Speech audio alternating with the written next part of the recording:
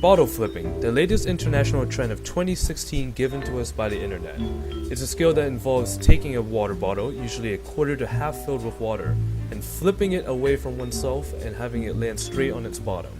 There's multiple variations of this skill, such as having two people flip it at once and the bottles landing on top of one another, or even flipping it from behind their back. But the basic movement is the same. The skill involves the wrist extensor muscles to properly provide just enough but not too much centrifugal force on a bottle, so that it flips once in the air and sticks the landing. Oh hey, didn't see you there. So our practice trials were based on success rate, how successful you are at landing the water bottle. We had 3 different practice trials. The first person, me, practiced with Gatorade bottle every day, 10 trials. The second person, Elizabeth, practiced with a normal water bottle every single day, 20 trials. And lastly, Kevin did 20 trials every other day with also a normal water bottle. Here are some clips of how they did. Let's go see.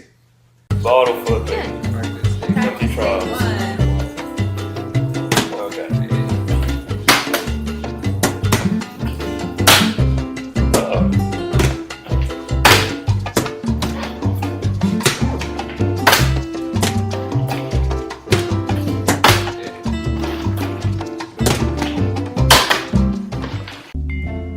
Pretty rough, huh? That was the first day of practice. Why don't we go see how they did on the last day of practice?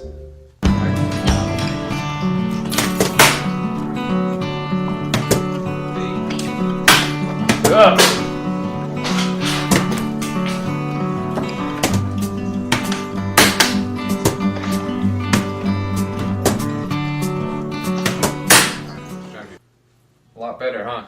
Now let's go to Elizabeth for some statistics. After the practice trials that Juan just described, we graphed each subject's data based on their success rate in a percentage over each day of practice. So let's take a look at how those graphs looked. So you may see the acquisition data and think, okay, so they're able to get half successful flips out of the amount that they're attempting. That's definitely more of a change in improvement in performance of that skill from the beginning where they got 20 to 30% success. Now you're getting about 40 to 50, so about half of their successful flips that they're trying.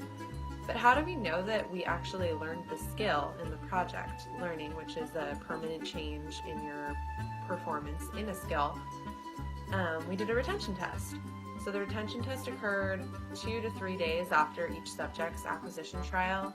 We did 20 flips, so the subject who did the 10-day trial with the heavier bottle used his heavier bottle, and the subjects who did the lighter bottle did the lighter water bottle, but we all did 20 flips straight up. Our prediction for the retention was that it would be very similar to our success rate that we achieved during the end of the acquisition. So 40 to 50% success for all subjects, since that's the level of learning that we reached in those acquisition trials. Now let's go see some clips from our retention and transfer.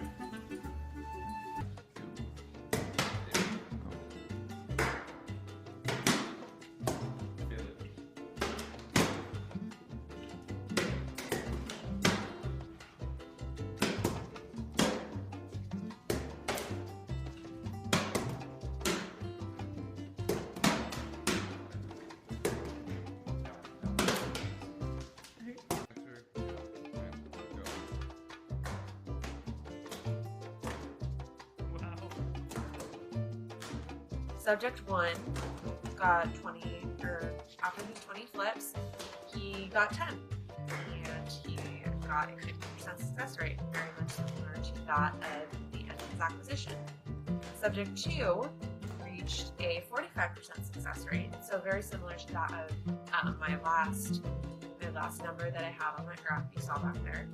Subject 3, however, he actually, after reaching 40% at the end of his acquisition, if you remember, he actually got 50% of his flips, so 10 out of 20 of his flips as opposed to the 8 out of 20 that he got at the end. So it can be concluded then that since subject 3 got a 50% success rate at the end of his retention test as opposed to the 40 that he had at the end of acquisition, that subject number 3 had the best retention and had more permanent change in learning, or even a better change in performance of his learning, as opposed to subjects 2 and 1, who, while they still retained the skill, kept it at the same level. And subject 3 had a little bit of improvement from his last performance. So now we're going to talk about transfer. So for this experiment, we had subject number 1, who practiced with the heavier bottle, do 20 flips with a smaller bottle to see what his success rate would be. And then subjects 2 and 3 performed with the heavier bottle to see how well their flipping with the small bottle would transfer to the large bottle.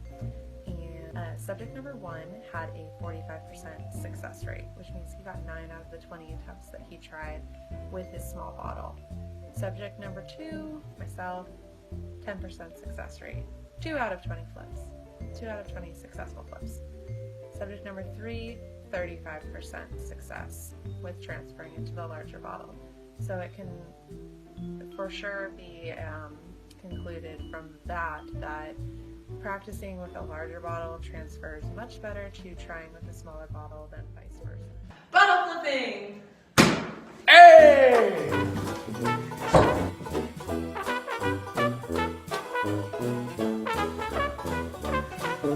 Let's go see some bloopers.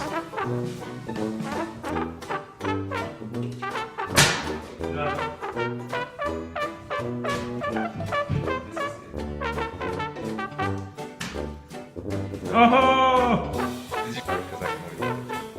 Bottle flipping! No. Good. Bottle flipping! Just keep going out. We'll keep rolling. Keep rolling.